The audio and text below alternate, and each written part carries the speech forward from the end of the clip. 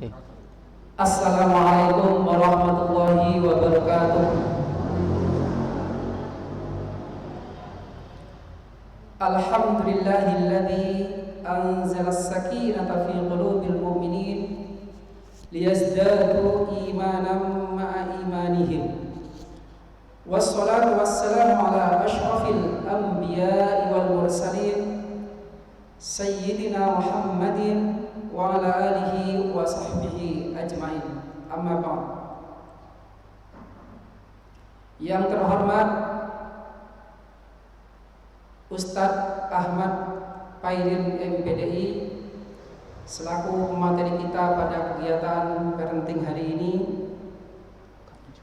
Yang kami hormati Ayah Bunda Wali Murid MI Muhammadiyah Satu Pare serta Bapak Ibu Guru, Ustadz-Ustadzah MI Muhammadiyah Satu Pare yang mudah-mudahan dirahmati Allah.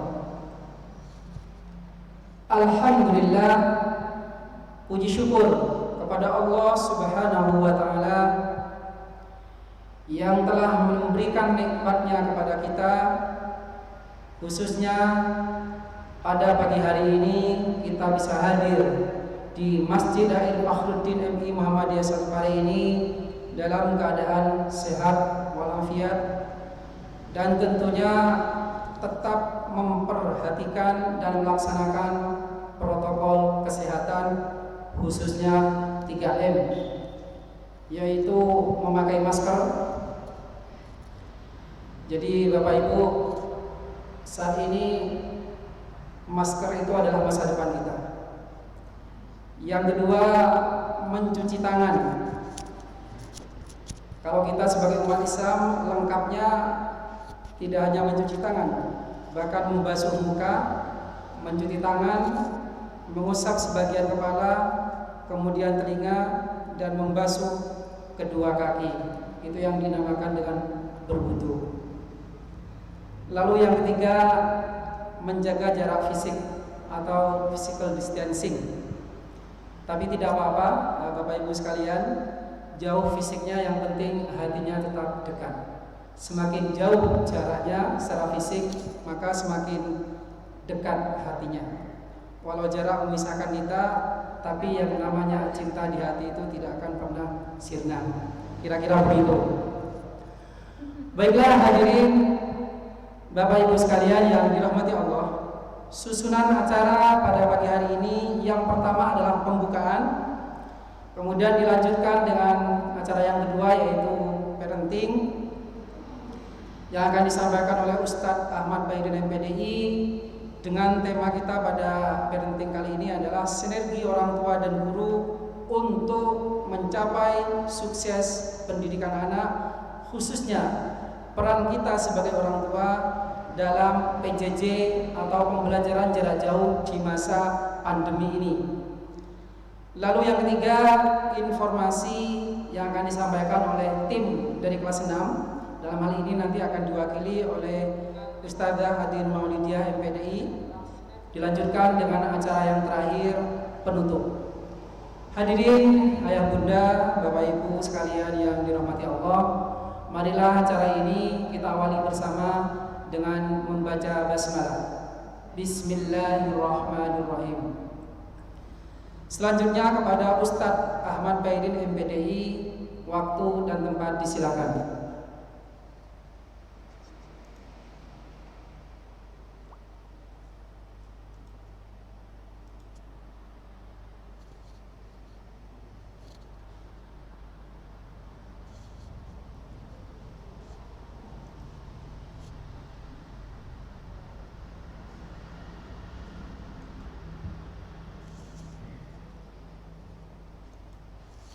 Assalamualaikum warahmatullahi wabarakatuh.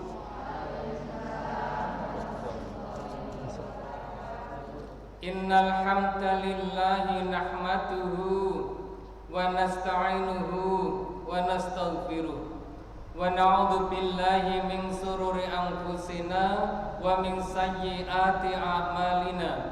may yahdihillahu fala mudilla lahu wa may yudlil fala hadiya lahu.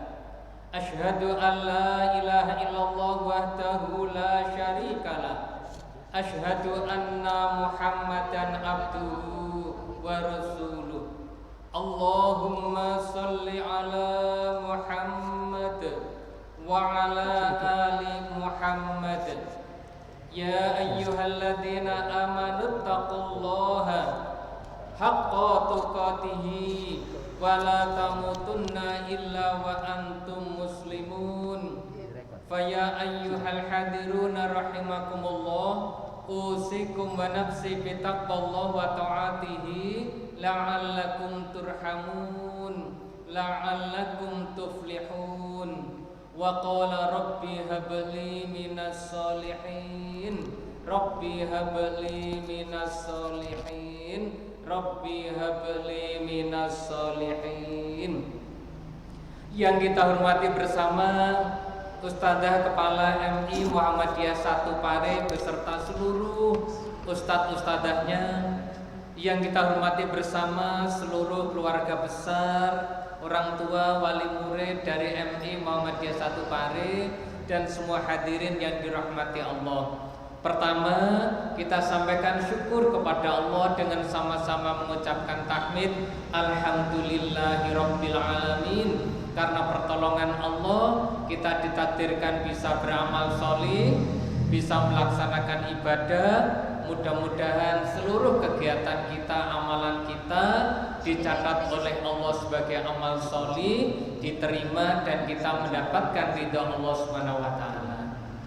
Jangan lupa kita selalu berdoa shalawatullah wassalamuhu, semoga Allah limpahkan kepada Nabi kita Nabi Muhammad sallallahu alaihi wasallam.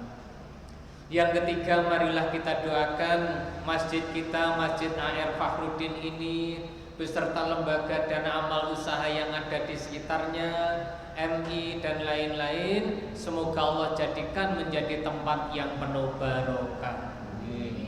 Begitu juga kita doakan kepada Allah Subhanahu wa taala, semoga seluruh anak didik, santriwan santriwati yang menimba ilmu di tempat ini Allah takdirkan menjadi anak solih solihah, anak yang sukses dunianya dan sukses akhiratnya. Begitu juga untuk kedua orang tuanya, ibu bapaknya yang berjuang mengantarkan putra putrinya untuk menjadi penghuni surga. Mudah-mudahan oleh Allah diberi kekuatan, keberkahan lahir dan batin. Amin. Bapak dan ibu jamaah yang dirahmati Allah, alhamdulillah pagi ini panjenengan sedang melaksanakan satu kewajiban, di mana orang kalau melaksanakan kewajiban itu Allah sangat mencintai orang itu. Karena amalan yang paling dicintai Allah nomor 1 ialah amalan yang diwajibkan.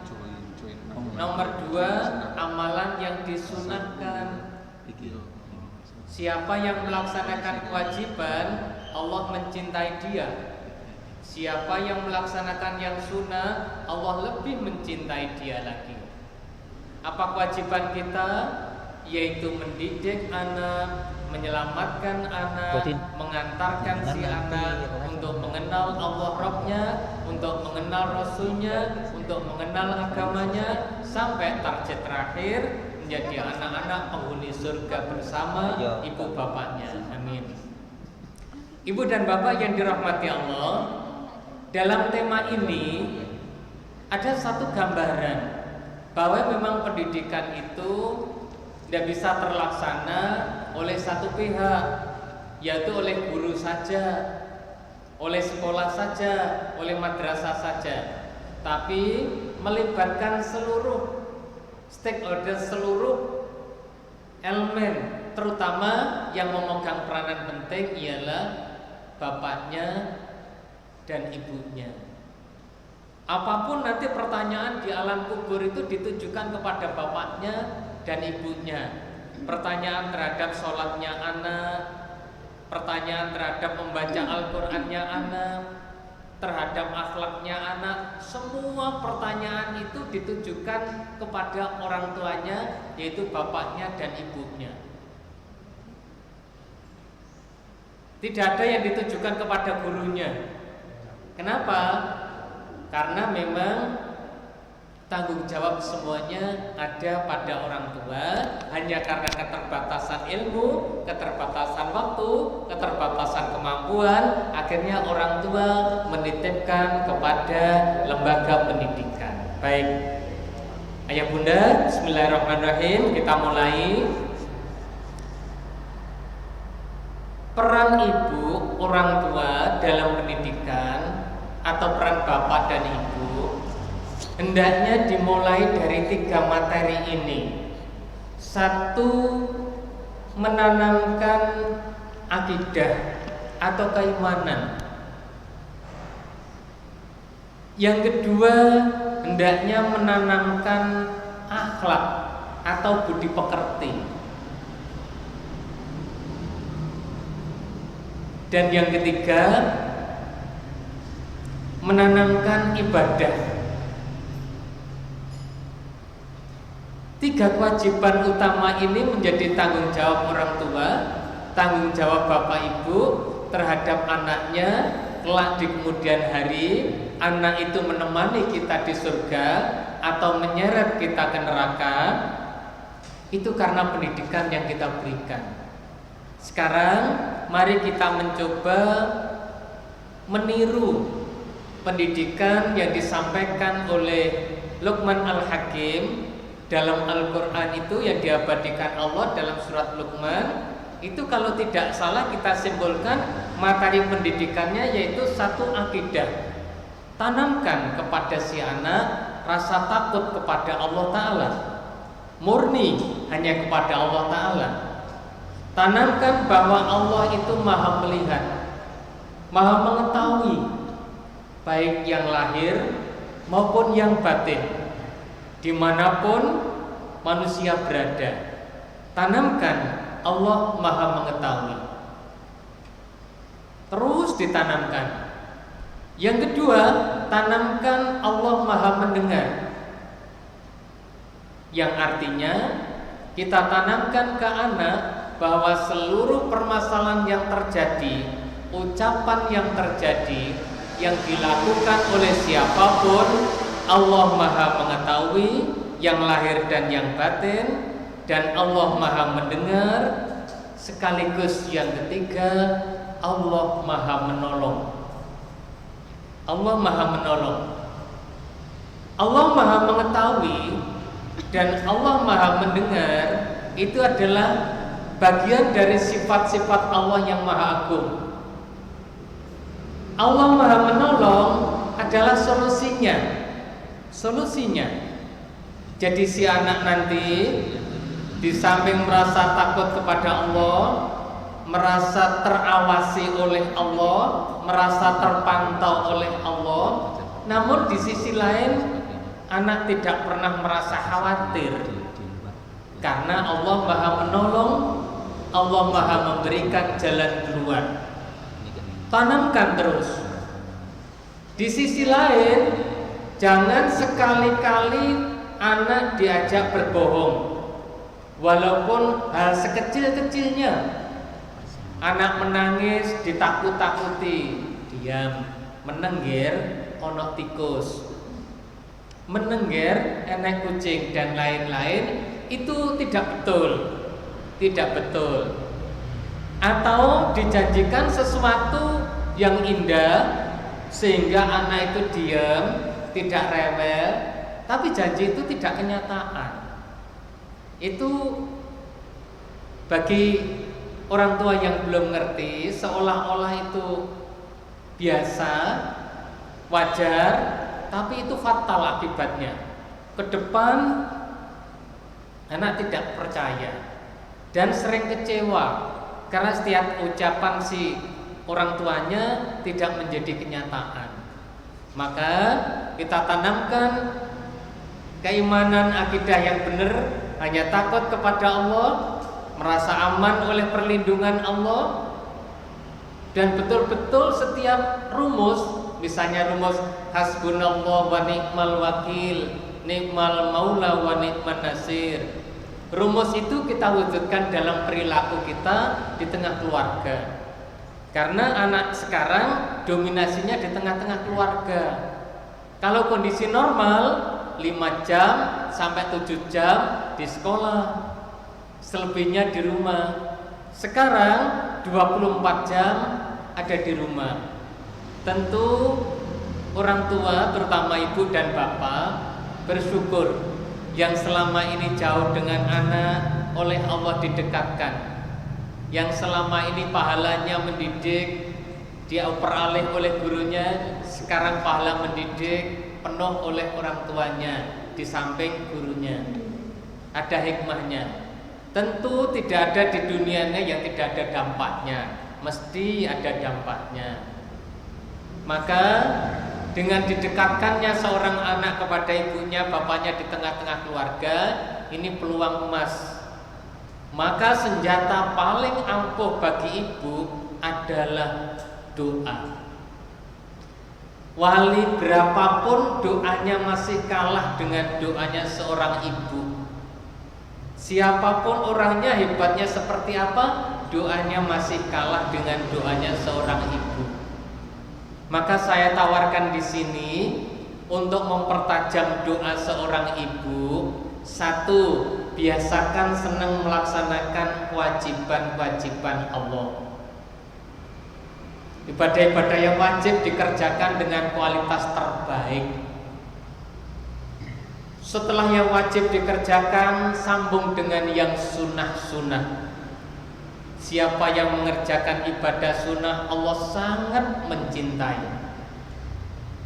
Kalau sudah Allah mencintai seorang hamba, Allah berfirman dalam hadis qudsi itu, aku akan menjadi matanya untuk melihat, aku akan menjadi telinganya untuk mendengar, aku akan menjadi tangannya untuk berbuat, aku akan menjadi kakinya untuk berjalan. Apa maknanya? Yang dimaksud pernyataan ini ialah kalau seorang hamba sudah rajin melaksanakan kewajiban dengan kualitas terbaik dan melaksanakan yang sunnah-sunnah dengan tulus dan ikhlas, maka Allah mencintai dia, maka balasannya seluruh anggota badan kita, mulai dari mata, telinga, tangan, dan kaki, penggunaannya selalu di bawah bimbingan Allah Ta'ala. Penggunaannya selalu di bawah lindungan, arahan Allah Ta'ala. Dan itu sudah kita terima. Buktinya apa? Alhamdulillah, kita senang mendengarkan yang baik-baik. Itu kalau bukan bimbingan Allah, tidak bisa. Kita senang melihat yang baik-baik, itu juga bimbingan Allah. Kita senang melakukan yang baik-baik, itu juga bimbingan Allah. Kita senang berjalan ke arah yang baik-baik, itu juga bimbingan Allah. Nah, dipertajam dengan itu, rajin melaksanakan yang wajib, rajin melaksanakan yang sunnah, tapi juga jangan lupa rajin meninggalkan yang haram dan rajin meninggalkan yang makruh. Sampai Allah berjanji, kalau sudah seperti itu, wala in sa'alani la'utiyannahu. Kalau hambaku sudah seperti itu, dia minta apa, akan aku beri. Kemudian wala in ista'adani la'uidannahu. Kalau hambaku sudah seperti itu, dia minta tolong apa saja, akan aku tolong. Nah, Bapak dan Ibu serta jamaah semuanya yang dirahmati Allah, berarti untuk menggapai atau untuk mendapatkan cinta Allah itu tidak usah kemana-mana, nggak usah jauh-jauh. Perbaikilah ibadah kita yang wajib-wajib, begitu juga perbaiki ibadah kita yang sunnah-sunnah, tinggalkan yang haram dan yang makruh. Insya Allah di situ tangan kita dibimbing Allah, mata kita dibimbing Allah, termasuk di dalamnya kita belum sempat meminta Allah sudah mencukupi. Kita belum sempat mengadu, Allah sudah menurunkan jalan keluarnya. Kita tanamkan ke diri kita sekaligus ke anak-anak kita. Sama-sama berusaha. Jadi kalau sudah Allah mencintai, Allah janji minta apa aku beri, minta tolong apa aku tolong. Targetnya apa? Memperbaiki kualitas ibadah kita yang wajib-wajib dengan kualitas terbaik, yang sunnah-sunnah dengan terbaik pula. Itu hal akidah. Sehingga anak itu dilepas kemana saja, di mana saja, sudah cukup aman karena merasa terlindungi oleh Allah, merasa terawasi oleh Allah, dan direkam didengar terus apa yang ia lakukan. Akidah.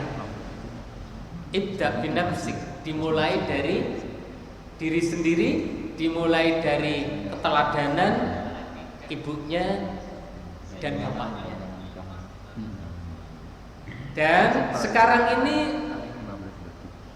image itu sudah mulai bergeser. Kalau dulu anak idolanya adalah gurunya. Walaupun orang tuanya sarjana, orang tuanya pinter,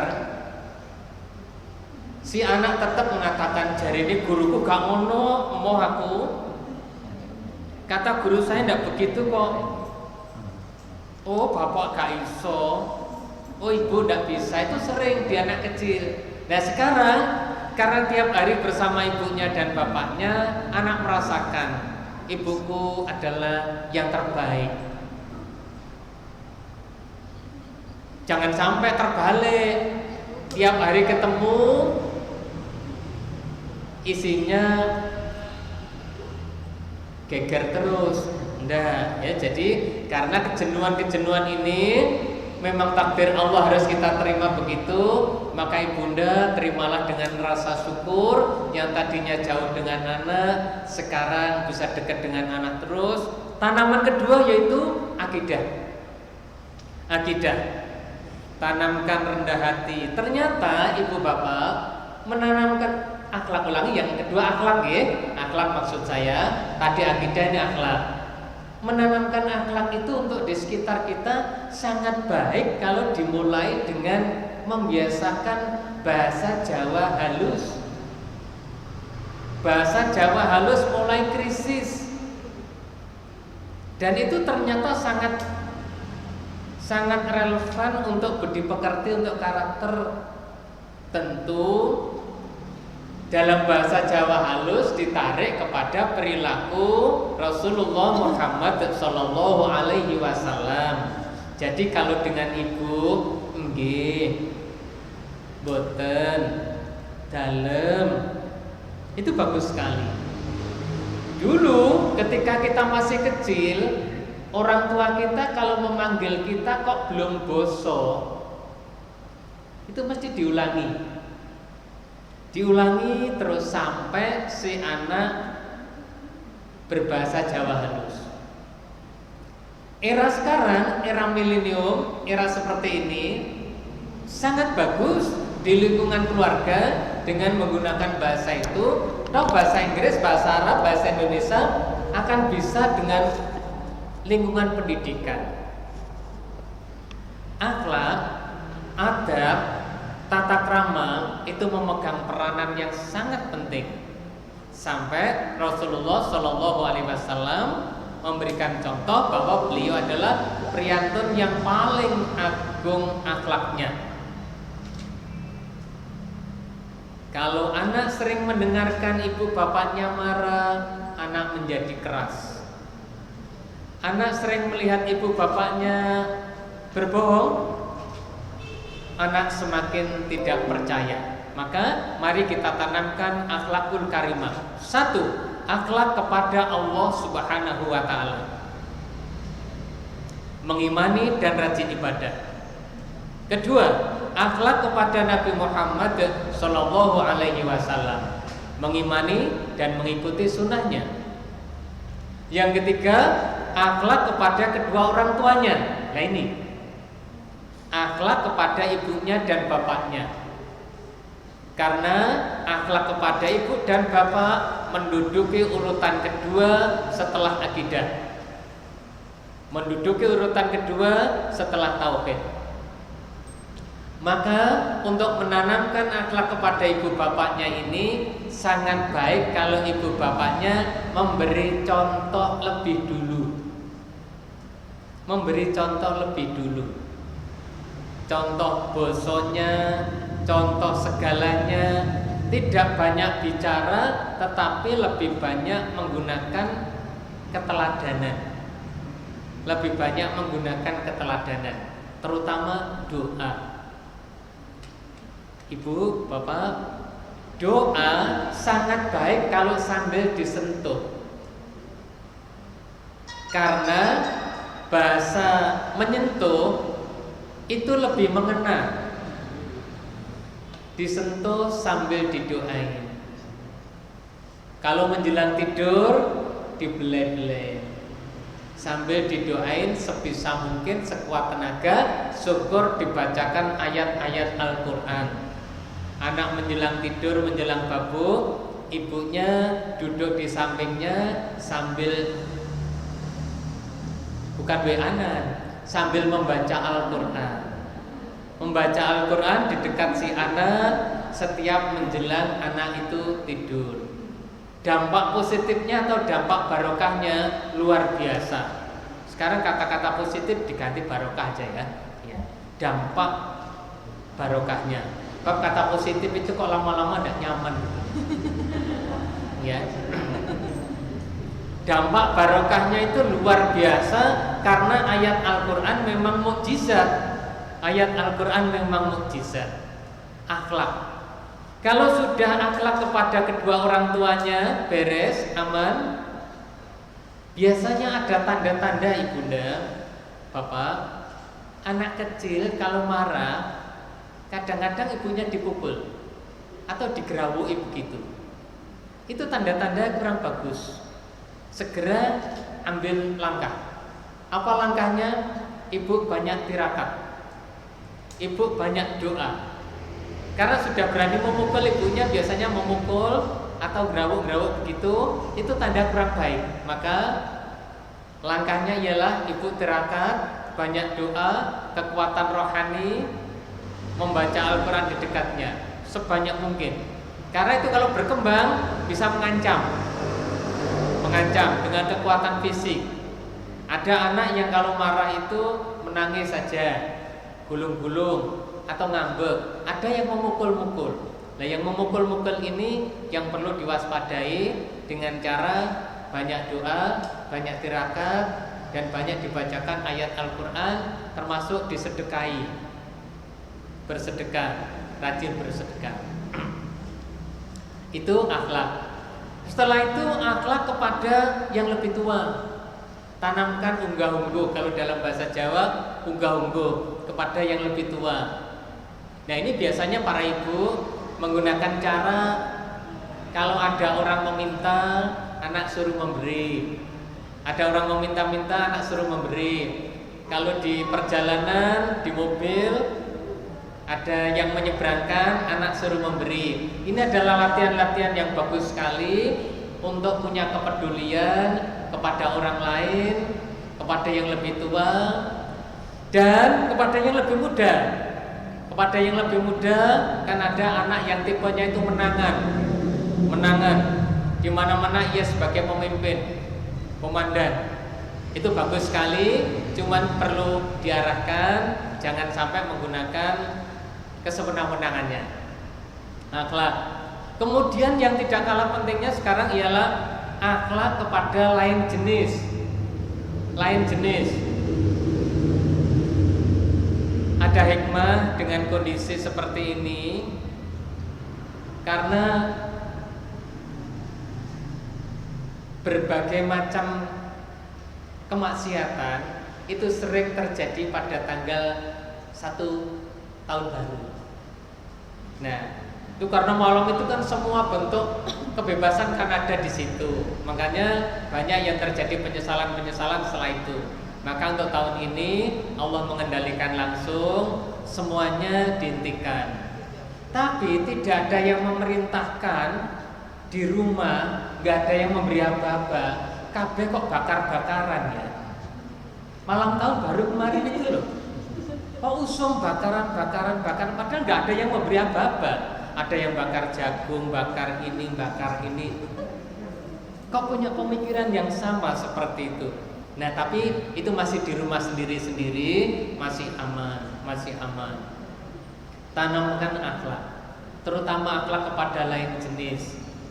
Maka bersyukurlah bagi Bapak Ibu yang punya anak pemalu, isin, nyawang lain jenis itu malu, punya rasa malu. Sebab kalau tidak, itu memang cukup rawan dan cukup riskan. Tanamkan akhlak itu. Kemudian tanamkan akhlak kepada orang yang ekonominya di bawah kita. Namanya kepedulian, semangat berbagi. Kalau di kita di Muhammadiyah ada konsep al-ma'un. Al-ma'un yaitu selalu berbagi, selalu menyantuni.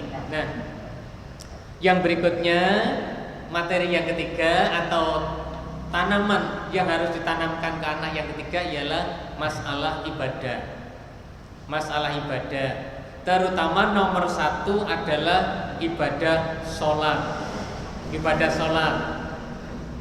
Sampai-sampai Rasulullah memberikan konsep khusus tentang menanamkan sholat kepada anak. Apa konsepnya? Ajari anakmu sholat pada waktu umur 7 tahun. Pukullah anakmu ketika umur 10 tahun meninggalkan sholat. Apa maknanya? Bukan berarti menunggu 7 tahun, tidak. Tapi waktu menanamkan pendidikan yang paling tepat memang umur 7 tahun. Alhamdulillah sekarang umur 5 tahun, 6 tahun sudah rajin sholat. Begitu umur 7 tahun sudah diperintahkan melatih sholat sampai umur 10 tahun. Berarti tenggang waktunya 3 tahun. 3 tahun berarti 365 hari. Kalau dilatih sholat sehari 5 kali terus menerus selama 3 tahun, 5 kali 365 berapa Bunda? Mesti HP. 1054. Berapa Bunda? Kurang lebih 5.000 kali sudah. 365 Kali 3 tahun. kali 3 kali 5. Insya Allah 4.000 sekian. Hampir 5.000 kali. Kalau seorang anak dididik sholat 5.000 kali dengan intensif, tekun, ikhlas, diberi teladan dan sungguh-sungguh, dijamin mancepnya, yakinnya itu sampai di bawah mati. Kalau teori ini diterapkan betul. Cuman sayangnya jarang yang menerapkan teori ini. Sekali diberitahu jalan ya sudah, berhenti. Sak mlaku-mlakune enek mandeke baru ditegur. Ini 3 tahun terus menerus dengan pengawasan ketat, contoh yang ketat. 5.000 kali sudah menjadi jiwa, sehingga anak kalau mendengar adzan oyeng, apa oyeng niku? Meronta, ingin segera mendatangi adzan itu. Nah sekarang bagaimana membentuk supaya si anak itu peka terhadap panggilan adzan. Jadi begitu ada adzan dianggap itu sakral, panggilan ilahi, tidak ada pilihan lain kecuali harus mendengarkan dan mendatangi, sampai dia nangis kalau orang tuanya tidak ke masjid, nangis kalau orang tuanya tidak segera sholat. Bahkan yang bingung ibu-ibu, pas ibunya berhalangan tidak sholat, dilihat oleh anaknya yang belum ngerti, bunda kok tidak sholat, kenapa? Nah, sulit menjelaskan karena saking menancapnya pendidikan sholat 5 waktu kali 3 tahun kali 300 kali 3 kali 365. Seperti itu. Kalau di sini misalnya cukup 3 tahun kelas 1, kelas 2, kelas 3. Tapi kan hanya 2 waktu ya di sini ya. Duhur sama ngasar. Maghrib isya subuh di rumah. Nah ini mau kalau diasramakan selama 3 tahun dengan pendidikan sholat 5 kali 3 kali 365, insya Allah sholat adalah jiwa bagi anak yang tidak mungkin ia tinggalkan dalam kondisi apapun. Ibadah ya, ibadah terutama sholat. Urutan kedua yang tidak kalah pentingnya ialah membaca Al-Quran. Alhamdulillah kalau membaca Al-Quran di sini tempatnya di MI Muhammadiyah 1 Pari ini, Al-Qurannya adalah standar dan betul-betul menjadi andalan kita bersama. Mudah-mudahan anak-anak kita menjadi penjaga-penjaga Al-Quran, menjadi pendidik Al-Quran dan menjadi generasi Qurani. Allahumma amin. Ibu bapak, Al-Quran urutan kedua. Sebab Al-Quran itu setiap satu huruf pahalanya 10 untuk si anak, 10 untuk ibunya, 10 untuk bapaknya, 10 untuk gurunya. Pendidikan Al-Quran, ibadah. Kemudian ibadah-ibadah sholat sunnah yang lain, ibadah-ibadah yang lain ditanamkan sejak dini, sejak awal sehingga betul-betul menjadi jiwa. Ibu bapak, nanti kalau sudah si anak mendapatkan akidah mantap, akhlaknya terpuji, ibadahnya rajin, itu adalah permata atau harta yang paling berharga untuk kita, dan itulah yang nanti akan membukakan pintu di surga untuk kita semuanya. Allahumma amin. Mungkin itu sedikit yang saya sampaikan. Tentu saya tujukan kepada diri saya sendiri yang sama-sama punya anak, sama-sama punya keluarga, betapa beratnya untuk mengantarkan amanat yang berupa anak ini. Berbeda dengan tempo dulu. Kalau tempo dulu orang tua itu sedikit marah, wajahnya mendung, wajahnya suram, si anak itu sudah ketakutan semua. Si anak sudah terasa bapak duko, ibu duko. Itu dulu. Sekarang jangankan kok wajah surem, rodok membentak itu aja belum tentu cerdas, belum tentu mempan. Makanya perlu doa yang tajam, perlu doa yang mustajab dengan cara pendekatan diri kepada Allah. Terutama bunda dan ayahanda banyak tirakat. Kan bunda pun biasa tirakat toh nggih. Kalau kan Senin mesti puasa, Kamis mesti puasa, kalau malam kan ya mesti bangun.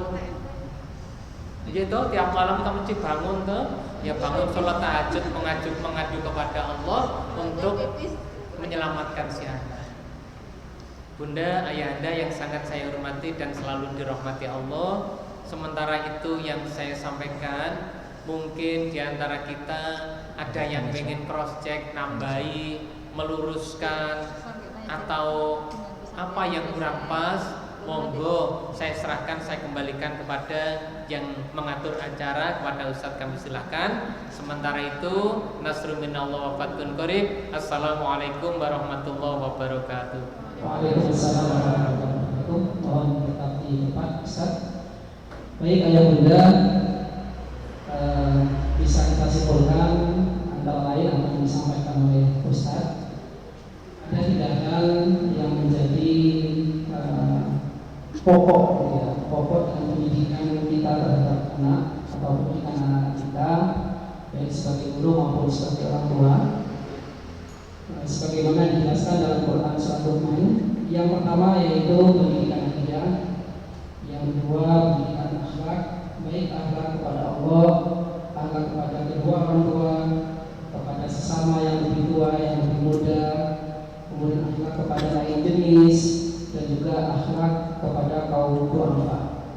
Kemudian yang ketiga, pendidikan ibadah khususnya salat. Oh ya Ustaz, 365 dikali 5 dikali 3 5.475 Ustaz. 5.000. Iya. Saya hitung pakai kalkulator Ustaz. Insya Allah benar. Latihana dan Ustaz tadi salah satu latihana itu kalau misalkan kita tidak bisa istiqomah di rumah maka bisa dilatih dengan pendidikan di asrama. Nah ini nanti salah satu materi informasi akan disampaikan oleh kelas 6 terkait dengan asrama ini. Baik ayah bunda, kami kasih kesempatan untuk menyampaikan tanggapan, pertanyaan dari materi apa yang disampaikan oleh Ustaz. Silakan.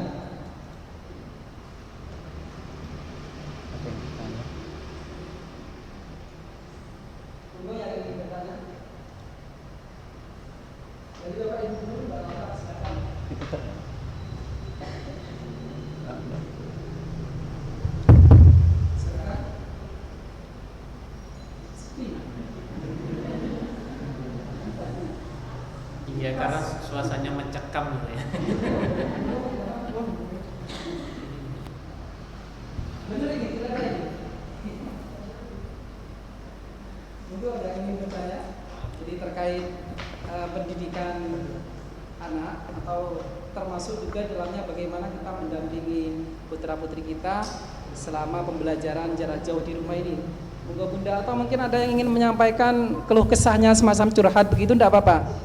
Ya, silakan. Mungkin kita ada Ustadz Pairin, beliau ini juga termasuk praktisi pendidikan, karena beliau ini juga pengawas dan beliau ini saat ini juga sebagai koordinator majelis, koordinator majelis di pimpinan daerah Muhammadiyah. Termasuk di dalam majelis itu adalah majelis Dikdas dasar dan menengah. Sekali lagi, ini kesempatan jarang-jarang jauh-jauh. Monggo yang ingin bertanya silahkan. Oh masih mikir Ustadz, nanti dulu.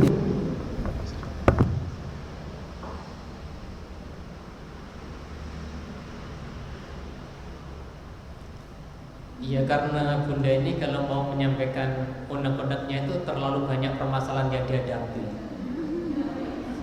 sehingga beliau menyimpulkan paling-paling yang jawabnya ngono kae.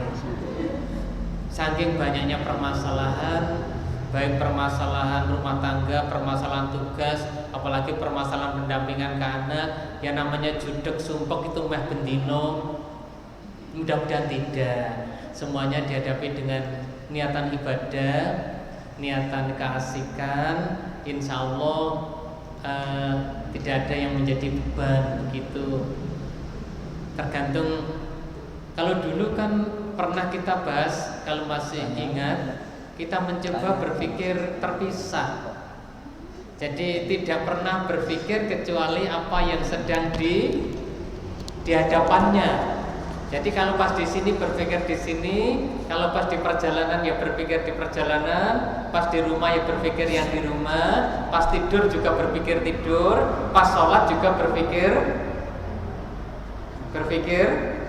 sholat. Masa pas sholat pikir yang lain?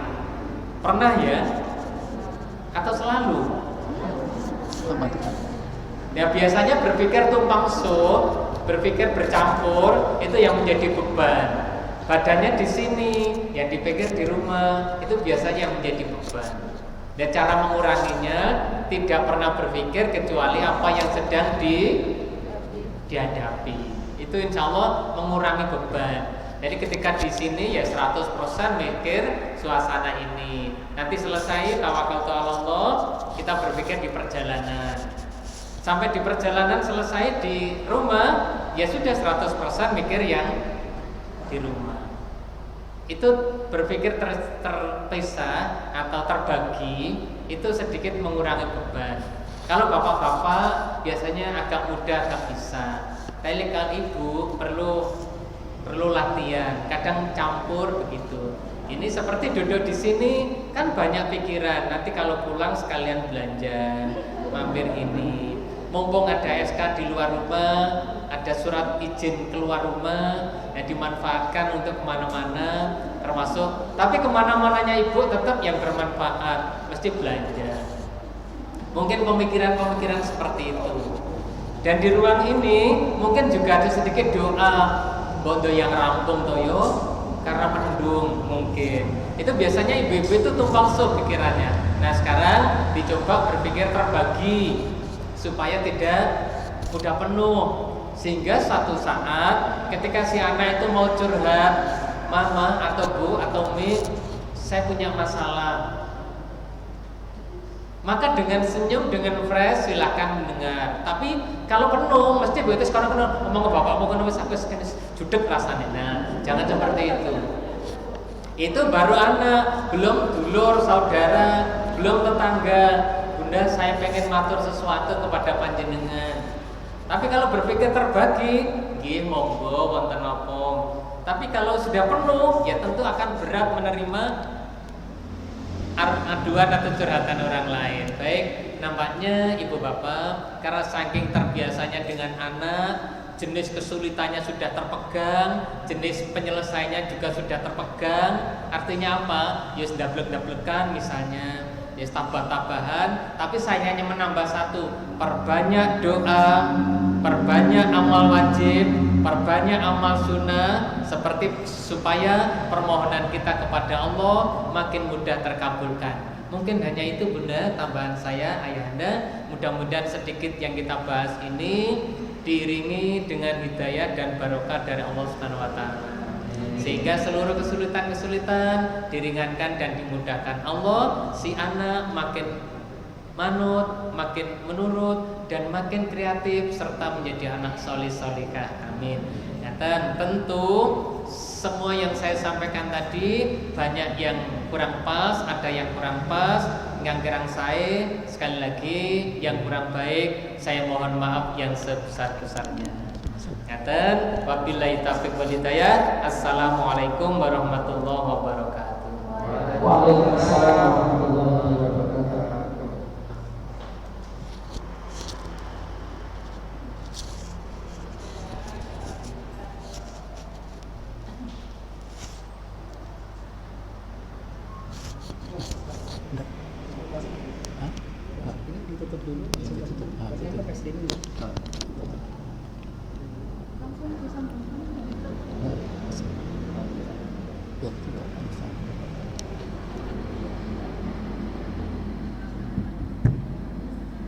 Baik, terima kasih disampaikan kepada Ustadz Ahmad Khairin MPDI yang telah memberikan materi parenting kepada kita semua pada kesempatan pagi hari ini. Ayo bunda yang dirahmati Allah, betapa pentingnya pendidikan terhadap anak, khususnya kita juga sebagai orang tua di rumah, sehingga kesuksesan keberhasilan pendidikan itu tidak hanya diserahkan atau tidak hanya menjadi tanggung jawab pihak sekolah, pihak madrasah, atau hanya menjadi tanggung jawab guru, tetapi juga menjadi tanggung jawab kita bersama, termasuk tanggung jawab orang tua. Oleh karena itu kita, baik itu pihak madrasah dan ini guru maupun orang tua, ini harus bersinergi untuk mensukseskan pendidikan anak. Sebagaimana tadi disampaikan oleh Ustadz, ada 3 hal yang harus kita tanamkan pada anak kita. Yang pertama adalah pendidikan akidah, yang kedua pendidikan akhlak, kemudian yang ketiga adalah pendidikan ibadah. Dan semuanya itu kita sampaikan kepada anak. Yang paling penting dan paling membekas pada diri anak kita adalah dengan keteladanan atau uswah, yaitu uswatul hasanah. Demikian kegiatan parenting pada pagi hari ini. Sekali lagi kami sampaikan terima kasih kepada Ustadz, jazakumullah khairan jazai. Dan marilah parenting ini kita akhiri dengan doa kafaratul majlis. Subhanallah wa bihamdik, asyhadu an la ilaha illa anta, astaghfiruka wa atubu ilaik, walhamdulillahi rabbil alamin. Dan ayah bunda semuanya yang dirahmati Allah, setelah ini mohon untuk tetap di tempat karena ada informasi penting yang akan disampaikan oleh tim kelas 6 dari kami sebagai pemandu acara pada kegiatan pagi hari ini. Kurang lebihnya mohon maaf. Wassalamualaikum warahmatullahi